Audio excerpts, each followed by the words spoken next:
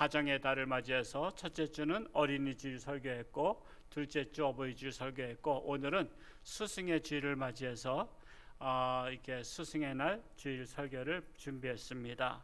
그래서 제목은 아버지 같은 스승이란 제목으로 말씀을 나누고자 합니다. 자전 에세이 기쁨 공식을 쓴 저자가 있어요. 김인강 교수인데, 이게 기쁨 공식이라는 거예요. 이거 교사들한테 2부 때 선물했어요. 이 교수님은요, 2살 때, 지금 한 50대 중반 되신 것 같더라고. 근데 2살 때 소아마비 증상이 왔는데 그거를 몰랐어요. 그냥 열이 나니까 그냥 열만 내리면 된다 생각했는데, 병원에 가서도 그냥 열 내리는 약만 준 거야. 그래가지고 시기를 놓쳤어. 병원도 잘 가야 돼. 그냥 괜찮다 그런 병원 가면 안 돼요. 사실은 위험합니다 그런 병원 가야 되고요. 그래서 괜찮다고 열만 내리면 된다 그래서 아무리 시간이 지나도 열이 안 내려서 큰 병원 가봤더니 소아마비가 온 거야. 일찍 왔으면 고쳤는데 늦었다는 거야. 그래서 아기 때부터 엉금엉금 겨다니는 그런 아이로 자라간 거야. 자기 스스로 일어날 수 있는 힘이 없는 거야. 그래서 이렇게 정말 지체장애를 살아가는데, 그런데 그의 아버지는 평상시는 착한데 술만 잡섰다면은 그냥 싸움이 나고 집안을 뒤집어 놓고, 술 잡수고 들어오면서 그 장애 아이를 보면 강단에서 죄송해요, 제가 욕하는 게 아니에요, 저 새끼 아직도 안 버렸냐고. 아버지가 저놈의 새끼 아직도 안 버렸냐고. 빨리 갖다가 파묻어 버리라고. 여러분, 자식이 그 소리를 들을 때 여러분, 이 언어 폭력이라는 게 이거 엄청난 거거든요. 그런 소리를 들으면서 자랐어요. 그런 소리 들으면서. 자, 초등학교 갈 때가 되었어요. 초등학교 갈 때가 되었는데 엄마가 애를 얻고서는 학교에 입학시키려고 하는데, 아버지는 저런 놈의 새끼를 뭘 학교를 보내냐고 아버지는 반대하는 거야. 빨리 죽어야지. 근데 엄마가 위대해. 없고 누나가 또 같이 딸려서 학교를 갔더니 학교에서 환영합니다가 아니라 이런 애가 어떻게 학교 다닙니까? 우리 못 봤습니다. 얘 다닐 수 있어요. 얘 배워야 됩니다. 했더니 얘를 누가 학교에서 왔다 갔다 데려가냐 이거예요. 엄마가 내가 데려오면 되잖아 했더니, 아니 데려오는 게 문제가 아니라 교실에 앉았다가 화장실 갈 때가 되면 누가 얘를 업어다가 화장실 가서 얘를 다 뒷바라지 하냐 이거예요. 그래서 얘는 안 됩니다. 학교에서 감당 못 합니다. 그래서 학교에서 거절을 당해서 얘를 학교를 못 다녔어. 그러니까 집에서 얘가 스스로 공부한 거야. 독학으로. 야, 참 대단한 거야. 8살짜리가 스스로 공부를 시작해서 자기가 글을 띄고 형이나 누나의 책을 가지고 공부를 해서 공부를 다 할 줄 아는 거야. 학교 다니는 애보다 더 잘해. 그리고 중학교 다니는 형한테서 영어 책을 받아가지고 영어 알파벳부터 자기가 배워가지고 영어도 할 줄 알아. 학교 다니기 전에. 학교도 안 다니는데 영어도 하지, 학교 공부 다 뛰었지. 그 아버지 어머니가 정말 어렵게 학교도 못 다녀서 그래도 과수원을 읽어서 과수원을 하는데, 자녀들이 형이나 누나가 학교 갔다 오면 공부하는 게 아니라 빨리 책가방 던져놓고서는 엄마 아버지 일하는 과수원에 가서 풀 뽑아야 돼. 근데 여러분, 옛날에는, 지금은 모르겠어요, 옛날에는 학교에서 꼭 숙제를 내주잖아. 숙제해오라고 숙제를 내주면 형이나 누나는 밭에서 일하냐고 숙제할 시간이 없어서 이 동생이 김인강 이 어린이가 학교도 안 다닌 이 애가 누나 숙제, 형 숙제를 다 해놓는 거야. 이게 거꾸로 됐어. 대개가 동생이 숙제 못하면 형이나 누나가 해주는 건데, 여기는 형이나 누나가 숙제할 시간이 없어서 동생이 숙제를 다 해놔. 그러면은 그냥 그거 숙제 가지고 가서 검사 받고 그러는 거야. 그러다 11살이 됐어요. 그런데 어떤 소식이 들려왔어. 재활원 학교가 있다는 거. 재활원 학교. 재활원 학교 아시죠? 장애자들이 가는 학교. 그 대전에 재활원 학교가 있다는 소식을 듣고 그냥 또 누나하고 엄마가 들러엎고서는 또 학교를 갔어. 그래서 그 학교에서 받아줬어. 재활원 학교에서. 재활원 학교에서 얘는 이제 통학하는 게 아니라 학교 기숙사에 있어야 돼. 왜? 자기가 걷지를 못하니까. 교서 다녀야 되니까. 그래서 재활원 학교에서 재활 치료를 받으면서 걔가 완전히 걷지도 못하고 교다니니까 그 하루에 매일 정기적으로 이게 다리를 피는 운동, 팔을 피는 운동을 해야 돼. 이 뼈가 굳었는데 그거를 막 피는 거야. 2시간씩. 그러면 그냥 기절할 듯이 아픈 거야. 그래도 선생님이 너 이래도 이거 이겨내야 된다. 그래서 한 2시간 만에, 아니 2년 만에 재활 치료가 돼서 목발 짚고 다니게 된 거야. 그래서 자기가 목발 짚고서 이제 그거 있죠? 소아마비 환자분들 목발 짚고 다니는 거. 그래서 그나마 그냥 뼈를 그냥 잡아당기고 막 그렇게 해서 그게 자기가 목발 짚고 다닐 수 있는 애가 된 거야. 그러면서 얘가 워낙 초등학교 거는 공부를 다 했기 때문에, 근데 마침 거기에 누가 오셨냐면 일반 학교 선생님인데 전인교육에 대한 관심을 가지고 이 재활학교에 있는 아이들도 전인교육을 받아야 된다는 소명을 가지고 일반 학교를 포기하고 재활원 학교에 오신 최화복 선생님이 계셨어. 이 선생님이 이 김인강 어린이를 보니까 너무 똑똑한 거야. 너무 똑똑해. 그리고 공부를 잘하고 학교에서 가르쳐주지 않은 것도 해. 그런데다가 또 수학을 잘해. 우리 교회도 수학 잘하는 저희가 있죠? 양수진이라고 아마 알는지 모르겠어. 수학을 잘해. 난 수학 잘하는 사람들 보면 기죽어. 그 수학도 잘해. 그런데 학교를 졸업하게 해서 월반으로 다 해서 그냥 다 6학년에다 졸업을 시킨 거야. 왜냐하면 이미 11살에 들어갔고 또 이미 초등학교 건 다 알고 있고, 그래서 그냥 이렇게 월반으로 해서 바로 졸업을 시켰는데, 집에서는 그 재활학교 중학교 들어가길 원한 거야. 왜냐하면 기술을 배워서 뭐 이렇게 무슨 조립하거나 이런 것들 의자에 앉아서 할 수 있는 기술공을 만들려고 했는데 그 최화복 선생님이 아니다 이거야. 이 아이는 공부를 잘하고 이 아이는 공부로 성공할 수 있는 아이다. 그래서 엄마를 설득하고 그 형제들을 설득해서 대전 중학교로 달려갔어요. 우리 홍천에 홍천중학교 있듯이 학교마다 원주면 원주 중학교 있듯이 대전 중학교가 있나 봐. 그 대전 중학교를 얘를 들러엎고 학교를 갔더니 학교에서도 기가 막힌 거야. 얘를 업고선 왔으니 얘가 중학교 3학년을 어떻게 다니냐 이거야. 그래서 교장 선생님이 못 받겠다고 한 거야. 못 받겠다고 하니까 최화복 선생님이 교장 선생님 싸우는 거야. 받으라고 큰 소리 치면서 선생님 안 받으면 안 된다고 말이야. 얘 앞길을 열어줘야 되지 않냐고. 근데 어떻게 공부하냐 이거야. 그래도 할 수 있다 이거야. 교장 선생님이 할 일은 얘를 받아주는 것만 하면 됩니다. 얘가 알아서 합니다. 만약에 안 받아주면, 그래도 안 받아주니까 안 받아주면 대전중학교의 손실입니다. 그래서 아니 기가 막힌 거야. 이런 장애를 안 받아주면 대전중학교 손실이래. 그리고 이 애가 이 학교를 길이길이 빛낼 자랑스러운 학생이 될 겁니다. 졸업생이 될 겁니다. 그래가지고 최화복 선생님이 싸워가지고 그냥 못 이겨서 교장 선생님 그만 받아줄 테니까 알아서 공부해라는 거야. 근데 그 학교 들어가서 또 이제 시험을 보니까 처음에는 1등 안 했는데 다 1등이야. 공부를 워낙 잘해. 이제 학교 방식대로 공부하니까 더 잘하잖아. 그래서 공부를 해서 이제 중학교를 그냥 최우수로 다 졸업을 하게 되는데, 이제 고등학교를 가야 되잖아요. 고등학교를 가야 되는데 고등학교 그 모의고사가 있는 거예요. 연합 모의고사. 전국에 같이 보는 모의고사가 있어요. 전국 연합 모의고사가 있는데 거기에서 그냥 만점을 맞은 거야. 만점.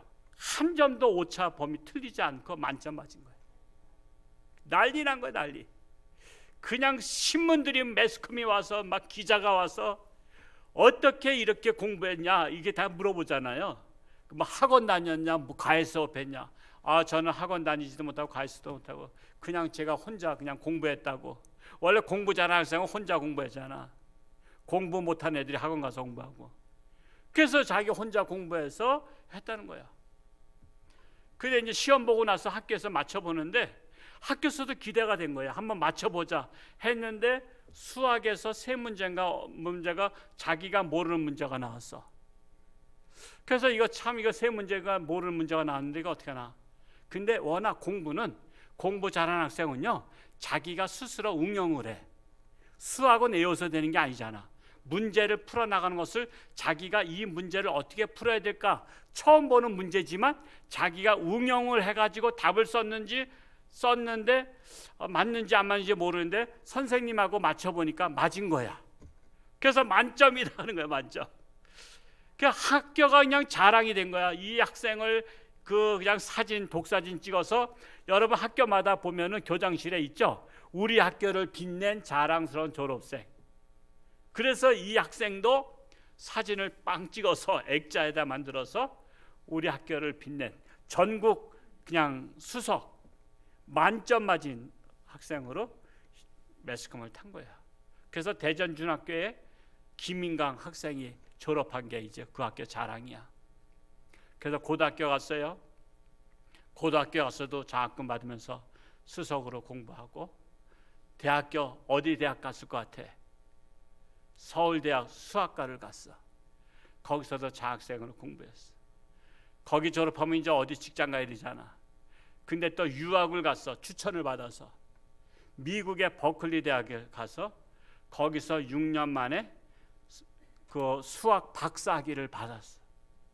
수학 박사학위를 받고 이 수학은 참 어려워요. 제가 책을 이번 주 그 교사들한테 이거 한 권씩 나눠줬는데 제가 책을 먼저 읽어봐야 돼서 저도 뭐 맨날 책을 읽어야 되기 때문에 너무 눈물 없이 안 읽은 거예요. 이거 정말 눈물로 읽었어요. 눈물로. 고생도 정말 속된 말로 직살나게 많이 했어. 그냥 고생 그렇게 공부해서 학교 다니면서도 그렇게 고생했어. 고생하면서 이렇게 성공하신 분이야. 그리고 이런 훌륭한 사람이 우리나라에 아직도 있다는 게 난 자랑스러워. 그래서 이분이 버클리 대학, 이분이 수학을 잘해 수학 푸는 것을 내가 보니까 수학의 원리를 말하는데 내가 좀 이게 잘 이해가 안 되는 부분들이 있어요. 책을 읽으면서도 그 수학이 이렇게 어려운 거야. 이분이 버클리 대학에서 수학 문제를 하나 풀기 위해서 몇 년 걸렸냐면 2년 만에 한 문제를 풀었대. 여러분 그런 끈기가 있어요? 우리 수학 문제 못 풀면 그냥 덮어버리잖아. 근데 그 수학을 2년 만에 풀었어. 학교가 잔치가 벌어진 거야. 여러분 어떤 분은 4년 만에 푼 수학도 있더라고. 4년 만에 한 문제를 풀어가지고 세계적인 학자가 되신 분도 계신데 그만큼 이 수학에 못 푸는 문제를 뭐 100년 만에 푼 것도 있고요. 그런 문제들을 풀면 완전히 세계적인 아주 그냥 톱이 되는 거예요. 기사가 되는 거예요. 이분도 2년 만에 풀었더라고. 그리고 박사학위까지 받고 이분이 한국에 와서 카이스트 교수가 됐어. 목발 짚고 다니는 교수가 됐어.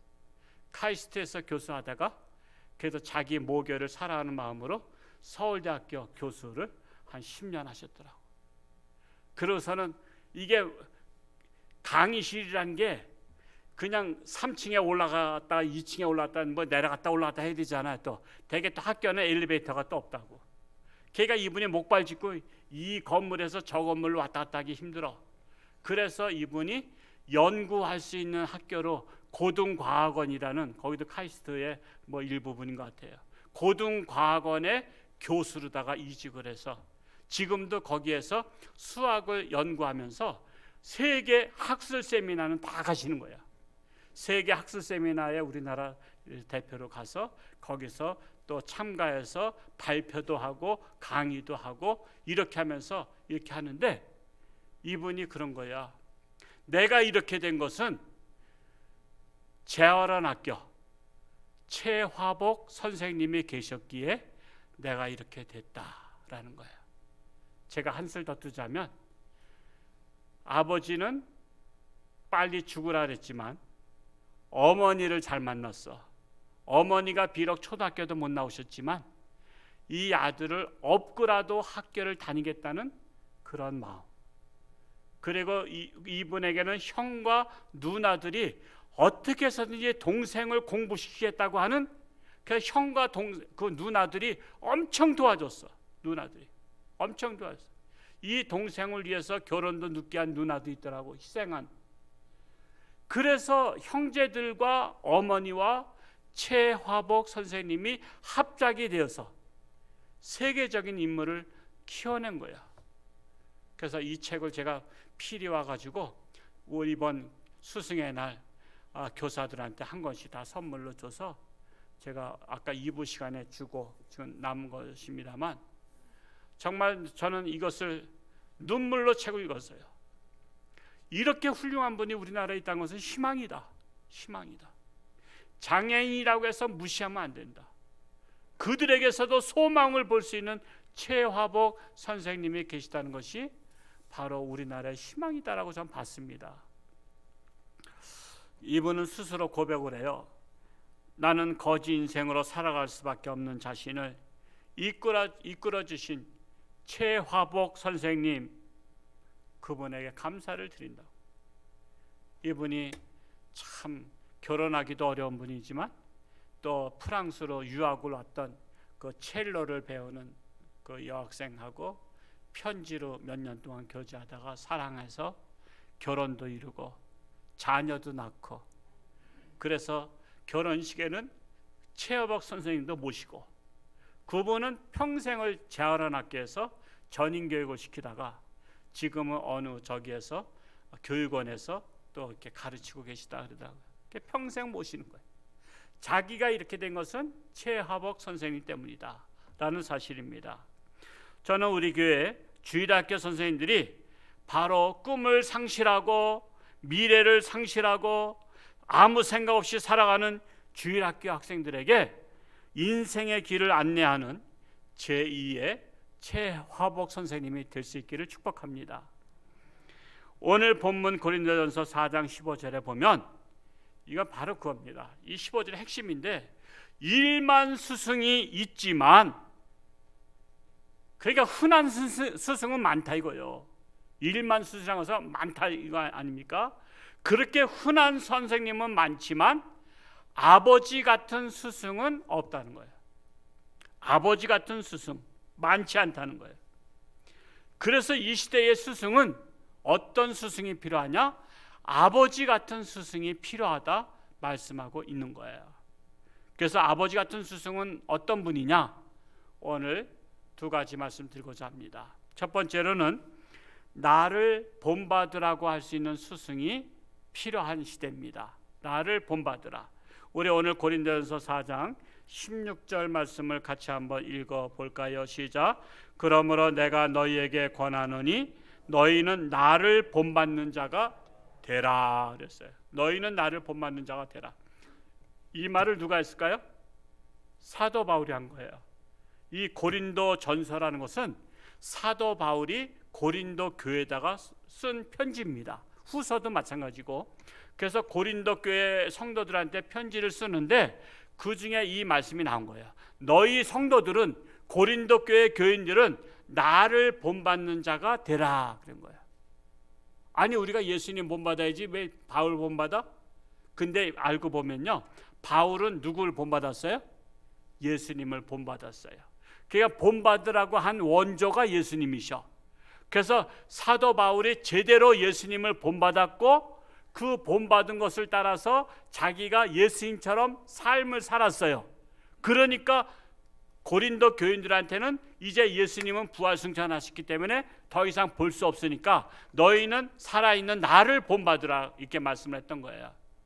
그런데 원조는 누구냐? 예수님이시다는 거야. 예수님께서 자신을 본받으라고 하셨는데 요한복음 13장 4절 이하에 보면 예수님께서 제자들의 발을 씻기는 사건이 나옵니다. 어디에 외출하셨다가 들어왔는데 이 팔레스타인 지역은 워낙 건조하고 비가 안 와요. 비가 1년에 조금만. 그리고 건조하고 샌들을 신어서, 샌들 아시죠? 나막신에다가 그 끈앞을 있어서 엄지발가락 사이에 이렇게 끼워 넣는 거. 그러니까 양발도 없죠. 그러니까는 샌들 신으니까 먼지가 푹푹 묻는 거야. 땀은 나지, 더우니까. 더운 데다가 먼지 내니까. 그래서 어느 집에 손님으로 가면은 먼저 세수대에다 물부터 떠왔어요. 물이 귀한데 물부터 떠와서 그 발을 씻기는데 종들이 씻기는 거야. 종들이 손님들을. 근데 이번에는 예수님께서 내가 씻겨주겠다 하고서는 제자들을 일러 앞으로 한 사람씩 와라. 그래서 예수님이 주저앉아서 발을 씻겨주려고 하니까 제자들이 뭐라 그래? 아니 선생님이 어떻게 우리 발을 씻깁니까? 우리가 선생님 발을 씻겨야죠. 아니다, 내가 오늘만큼은 내가 너희들의 발을 씻겨주고 싶다. 그러면서 예수님께서 본을 보이신 거예요. 자, 본을 보이시면서 뭐라고 말씀하셨냐면은 요한복음 13장 15절에 내가 너희에게 행한 것 같이 너희도 행하게 하려 하여 내가 본을 보였노라. 그러니까 너희들도 이제는 앞으로 행함으로 본을 보여라. 내가 본을 보인 것처럼 너희들도 본을 보여라. 이렇게 말씀한 거예요. 이것이 바로 뭐냐면 교사는 말로만 가르치는 것이 아니라 행함으로 본을 보여야 한다라는 것입니다. 말로만 하는 게 아니에요. 주일 성수의 본을 보이고 예배와 기도의 본을 보이고 봉사와 선교의 본을 보여야 합니다.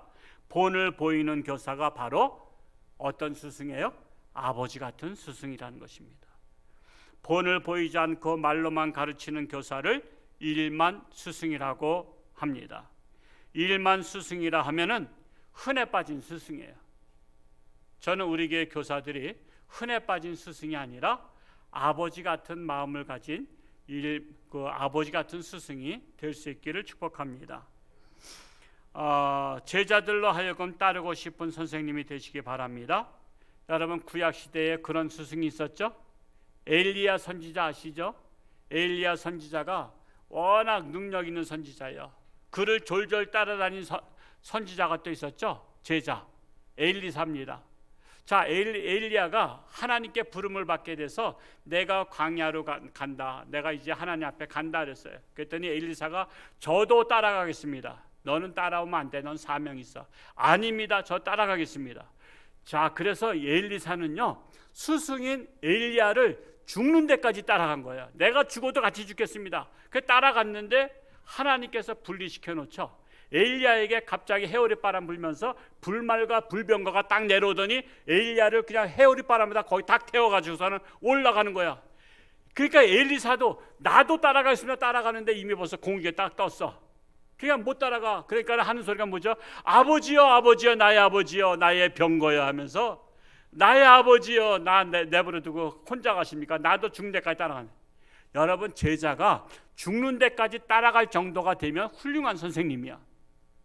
그래서 엘리야가 하늘로 올라가면서 그 해오리 바람 속에서 겉옷이 딱 벗어졌죠. 그래서 겉옷이 확 떨어지니까 우리 선생님 하늘나라 올라가셨지만 내가 이 겉옷이라도 취해야 되겠다. 그래서 겉옷을 가지고 가나안 땅 돌아오는데 요단강이 물이 찰찰 넘쳐 흘렀는데 그 겉옷을 가지고 요단강 물을 치니까 물이 쫙 갈라져서 그 겉옷만 해도 거기에 능력이 임한 거야. 그래서 엘리사는 그 스승 목숨까지 걸면서 따라갔었던 거예요. 목숨까지 걸면서 따라갈 수 있는 제자를 가르쳤다면 그는 아버지 같은 스승이야. 아버지 같은 스승. 내 아버지여, 내 아버지 하면서 따라갔거든. 영적인 아버지라는 사실이에요. 영적인 아버지. 바로 예수님이 그런 분이에요. 예수님의 제자들이요, 사실 별 볼 일 없어요. 갈릴리 바다에서 고기잡이 하던 그 당시에 초등학교도 못 나왔어요. 근데 그들을 불러다가 제자 삼았어요. 그랬더니 그 제자들이 세계적인 제자들이 된 거예요. 예수님의 제자만큼 훌륭한 분들이 어디 있어요? 그래서 스승이 잘 만나요. 스승을 잘 만나면 세계적인 제자들이 된다라는 사실이에요. 두 번째로 아버지 같은 스승은 제자를 마음에 품은 스승이라고 말할 수 있어요. 제자를 마음에 품었다는 거예요. 자, 육신의 아버지는 자식을 육으로 낳았어요. 근데 그리고 육으로 가르쳐요. 그러나 학교 선생님은 지식으로 가르쳐요. 근데 주일학교 선생님은 뭐로 가르쳐요? 하나님의 말씀으로 가르쳐요. 그래서 하나님의 말씀으로 가르치는데 학교 선생님이 많이 있지만 아버지 마음을 가지고 가르치는 제자를 가르치는 선생님 그리 많지 않아요.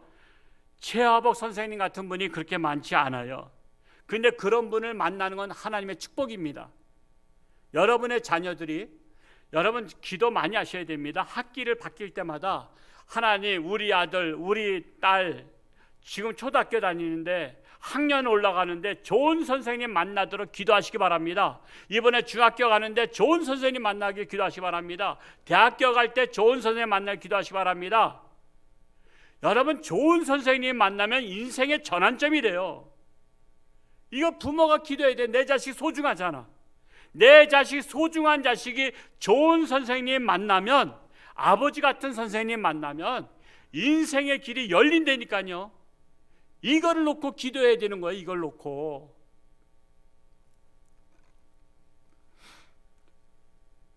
학교 선생님뿐 아니라 교회학교 선생님도 아버지의 마음을 품은 선생님을 만나서 제자 훈련 받으면 평생 하나님 떠나지 않아요. 평생 하나님 떠나지 않아. 아버지의 마음을 품은 선생님이 어떤 분일까요? 첫째로 제자를 내 자식같이 사랑하는 선생님이에요. 제자를 사랑하면 매 주일마다 보고 싶어 하고요. 마치 출가한 자식이 오는 날을 기다리듯이 손꼽아 기다려요. 여러분, 사랑하면 보고 싶어, 안 보고 싶어요? 사랑하면 보고 싶은 거 아시죠? 그래서 참 신부님과 목사님의 차이는 뭐냐면, 신부님은 가정을 갖지 않아서 자식에 대한 마음을 몰라. 근데 목사는 가정을 가져서 자식의 마음을 알아. 그래서 여러분, 자식이 찾아오면 좋아요, 안 좋아요? 찾아오면 지겨우신 분 없어요. 자식이 찾아오면 좋은 거야. 그것처럼 선생님은 제자들이 주일마다 교회에 나오면 좋은 거야. 만나고 싶은 거야. 기다려지는 거야. 아이고, 이번에 뭘 준비해서 줄까? 이번에 자식들이 오는데 무슨 돼지라도 좀 삶아서 좀 이번에 할까? 무슨 보쌈이라도 만들어 줄까? 뭐 하면서 자식들 온다면 바리바리 싸줄 것까지 생각하면서 하잖아요. 그것처럼 이번 주에 우리 오는 제자들, 이번에 어떤 말씀으로 우리 제자들한테 양식을 줄까? 어떤 하나님의 말씀을 선물로 줄까? 하면서 기대하면서 가슴이 부풀으면서 자식같이 사랑하는 마음을 가지고 교사를 해야 아버지 같은 교사라는 사실이에요. 게다가 안 오면 걱정되는 거야. 왜 얘들이 온다는 거 왜 안 오지? 오다가 사고 났나? 전화해보는 거야. 왜 못 왔어? 야, 난 너희 사고 난 줄 알았잖아. 뭐 갑자기 급한 일이 있었다고? 그러면 연락 줘야 될 거 아니야. 그러면 언제 올 거야? 다음 주에 꼭 온다고? 그래, 다음 주까지 꼭 기다릴게. 그러면서 기다려야 되는 거야. 여러분, 제자들이 안 오면 연락해야 되는 거예요. 궁금한 거예요. 오다가 사고 나지 않았는가? 혹시 연봉달이 지나서 사고 난 거 아닌가? 우선 연락해서, 야, 뭐 어떻게 늦잠 잤어? 그래, 난 널 기다렸어. 새벽부터 기다렸어. 그러니까 다음 주에는 꼭 와야 돼. 그러면서 안 오면 내가 네 집에 갈까? 이러면서 정말 만나고 싶어서 못 견디는 그 마음을 가진 분이 바로 아버지 같은 스승이다라는 거예요. 두 번째로 미래를 위해서 늘 기도하는 선생님이 되어야 됩니다. 기도는 어쩌다 한 번, 두 번 하긴 쉽지만요, 제자들의 상태를 생각하며 그들의 건강과 미래의 꿈을 위해서 기도하는 것은요, 아버지 같은 스승이 되어야 해요. 하나님, 내게 주어진 이 제자들, 이 한 제자는 화가가 되는 게 꿈입니다. 그 화가의 길을 열어주세요. 이 제자는 또 음악가가 되는 게 꿈입니다. 이 제자의 길을 열어주세요. 또 이 제자는 또 몸이 약합니다. 건강을 회복시켜 주세요. 그리고 내게 속한 그 제자들을 위해서 간절히 하나님 앞에 눈물로 호소하면서 기도할 수 있는 선생님이 바로 아버지 같은 스승이라는 사실. 우리는 그래야 돼요. 저는 다른 데는 몰라도 우리 교회 선생님들만큼은 그런 선생님이 됐으면 좋겠어요. 나를 본받으라. 그럼 목사는 하냐? 그러니까 제가 또 안 하면 또 못하잖아. 또 이게 설교를 하게 찔려서 못하잖아. 그래서 제가 오늘 새벽에도요, 4시쯤에 내려와서, 또 주일날은 우리 연합 예배는 없지만 그래도 저는 내려와서 기도해요. 제가 우리 전교인들 이름 하나씩 부르면서 이제 나올지어다, 이민규 안수집사님 나올지어다 그랬어. 그러니까 또 부부가 같이 나오셨잖아. 오늘 유정수 성도님 나오신다 그래서 나올지어다 기도했어. 그 나오셨잖아. 다 기도했어요. 이름 부르면서 기도했어요. 다 접수하려니까 이름 하나하나 부르면서 기도하다 보면 신경질나. 도대체 언제까지 안 나올 거야? 이러면서 기도하시. 그리고 또 여러분 전도 대상자 쓴 거 다 기도했어. 그래서 환자 리스트 제가 또 따로 뽑아놨어. 환자들, 장애수 연합교구의 환자들 누구 허리 디스크 뭐 누구 어떤 암 뭐 어떤 거 누구는 또 황반변성, 또 누구는 또 매부, 또 위암, 또 누구는 또 형부. 다 그냥 기도 다 했어. 제가 그래야지 설교 큰소리 치고 설교하지 내가 기도도 안 하면서 어떻게 할 수 있나요? 이게 바로 아버지의 마음을 가지고 하는 거야. 아버지 마음을 가지고. 기도도요, 매일 하려면 그 했던 기도 또 하는 거 아니에요. 그거 쉽지 않아요. 여러분 했던 기도 또 하고 매일 무슨 뭐 틀어놓은 것처럼 이게 하는 게 사실 쉽지 않아. 지루해. 사명 가지고 하는 사명 가지고. 그래도 내가 기도해야지. 내가 홍천중앙교회 내 담임 목사인데 우리 성도들 위해서 내가 단상 못해도 우리 성도에 서 기도해야지. 그런 마음으로 하고 있는 것입니다. 이런 마음을 가지고 기도할 수 있는 선생님은 마음에 품은 선생님, 바로 아버지 같은 스승이라는 사실이에요. 그러면 세 번째로 이제 학부모나 제자들도 아버지 같은 스승을 알아줘야 돼요. 자, 선생님만 문제 있는 게 아니야. 선생님만 아버지 같은 마음 갖는 게 아니라 학생이나 학부모도 자기 아이의 선생님을 정말 알아줄 수 있어야 돼. 아버지 같은 스승으로 모셔야 돼요. 자녀들에게 선생님을 존경하는 마음을 갖게 하시기 바랍니다. 선생님을 존경해야 선생님을 따라요. 옛날에 학생들이 선생님께 선물했었어. 근데 요즘엔 선물도 못하게 해. 무슨 김영란법에 의해서 선물도 못하게 하죠. 그러다 보니까 선생님과 제자 사이의 마음이 갈라졌어. 황폐해졌어. 선생님한테 감사한 마음도 없어졌어. 이게 바로 전인교육에서 이게 문제가 되는 거예요. 전인교육에서. 그러니까는 애들이 학원 강사 수준으로 보게 된 거예요. 제자들이 선생님을 무시하니까 선생님 또한 제자들을 또한 잘 키우겠어요? 뭔가 그래도 선생님을 대우해주고 나를 아버지처럼 따르니까 가슴이 뭉클해서 자, 이 애들 잘 가르쳐야지 하는 마음이 들 거 아니에요. 저는 옛날에 우리 교회 집사님 딸이 학교 선생님한테 야단 맞았다고 엄마가 학교 찾아가서 교무실에서 난리쳤다는 소식을, 그 10년도 더 넘은 사건이야.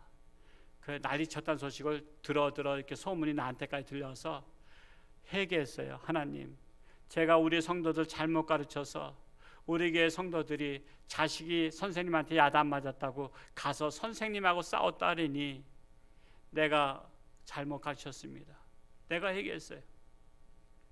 여러분, 내 자식이 선생님한테 야단 맞을 정도면요, 선생님이 그래도 사랑하기 때문에 야단치는 거지 아예 내놓은 자식이 야단도 안 쳐요.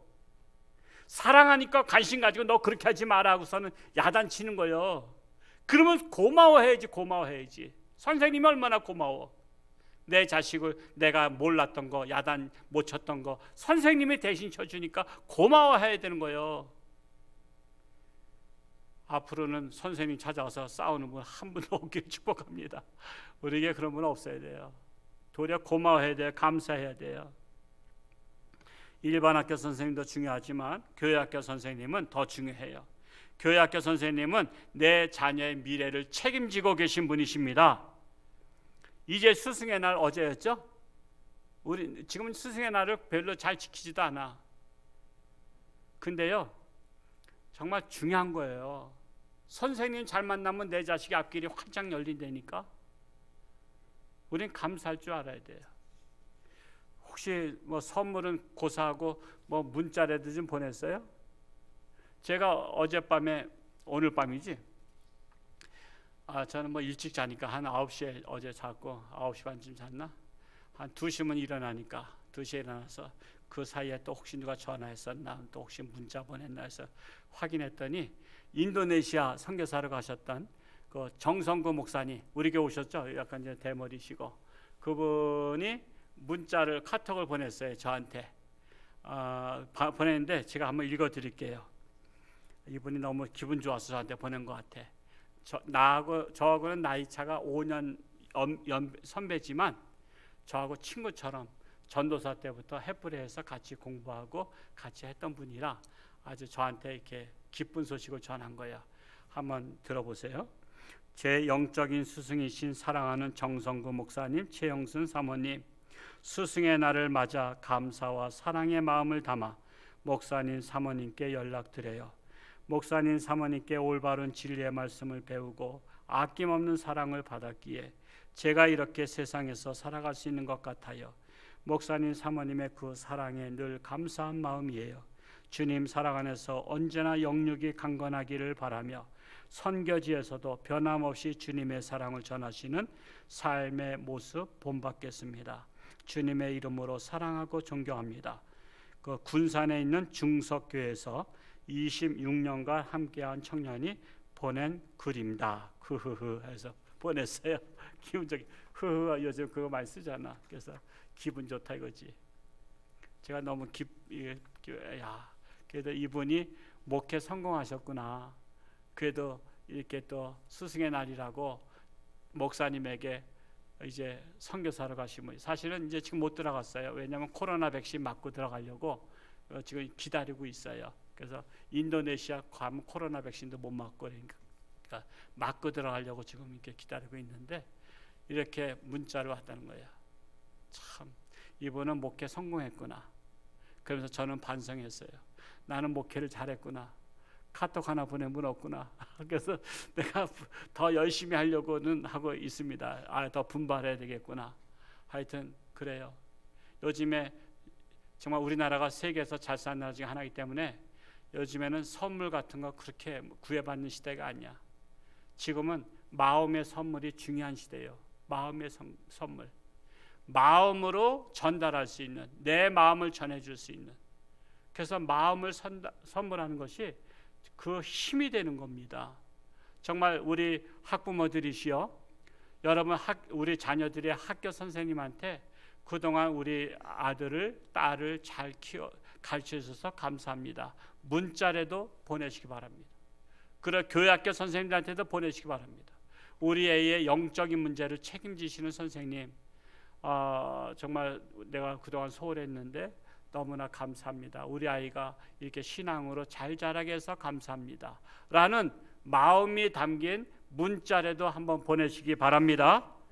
그래서 우선 학부모부터 우리 자녀들의 선생님을 존경해야 내 자녀들도 선생님을 존경하게 된다라는 사실이에요. 그리고 내 자녀의 영적인 신앙을 책임지고 있는 선생님을 위해서 기도하시기 바랍니다. 그럴 때 교회학교 교사도 더욱더 힘이 나서 내 자녀를 열심히 최선 다해서 가르치지 않겠습니까? 우리 교회학교 모든 선생님들이 아버지 같은 스승으로 제자들을 하나님의 자녀로 잘 양육할 수 있기를 축복합니다. 기도하겠습니다. 사랑하는 아버지 하나님, 스승의 주일을 맞이해서 참으로 스승을 잘 만나면 평생 인생의 전환점이 됩니다. 김인강 교수님이 최화복 선생님을 잘 만나서 세계적인 인물이 되었듯이 우리 주일학교 선생님들이 아버지 같은 마음을 가지고 제자들을 잘 양육해서 세계적인 인물들이 배출되는 홍천중앙교회 되게 하여 주옵소서. 또한 학부모님들은 선생님을 존경하며 마음이 담긴 사랑의 메시지를 전달할 수 있는 그런 우리 학부모들이 되게 하시고 제자들이 되게 하여 주옵소서.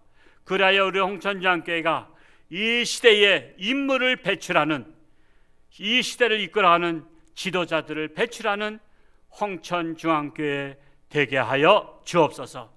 예수님의 이름으로 기도하옵나이다. 아멘.